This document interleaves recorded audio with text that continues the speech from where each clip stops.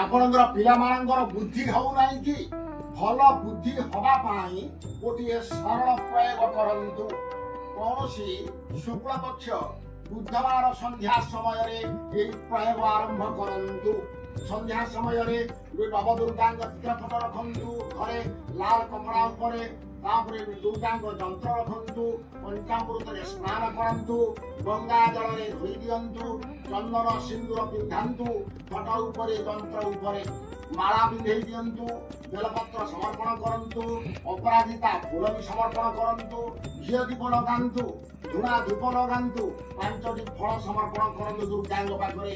ତାପରେ ବୁଦ୍ଧି ପ୍ରାପ୍ତି ପାଇଁ ଗୋଟିଏ ମନ୍ତ୍ରକୁ ଡାକୁଛି। ସେ ମନ୍ତ୍ରକୁ 108 ଥର ଜପ କରନ୍ତୁ। ସର୍ବସ୍ୟ ବୁଦ୍ଧି ରୂପେଣ ପରସ୍ୟ ହୃଦି ସଂସ୍ଥିତେ ସ୍ୱର୍ଗାପବର୍ଗଦେ ଦେବୀ ନାରାୟଣୀ ନମସ୍ତୁତେ। ଏହି ମନ୍ତ୍ରକୁ 108 ଥର ପାଠ କରନ୍ତୁ ବା ଜପ କରନ୍ତୁ। ଦେଖିବେ ପିଲାମାନଙ୍କର ବୁଦ୍ଧି ଉତ୍ତମ ପ୍ରାପ୍ତି ହବ, ସୁବୁଦ୍ଧି ହବ। ନବଦୁର୍ଗା ଭଲ ବୁଦ୍ଧି ପ୍ରଦାନ କରିବେ ଆପଣମାନଙ୍କ ପିଲାମାନଙ୍କୁ। ରହୁଛି ନମସ୍କାର। ଜୟ ଜଗନ୍ନାଥ, ଜୟ ମା କାମାକ୍ଷା।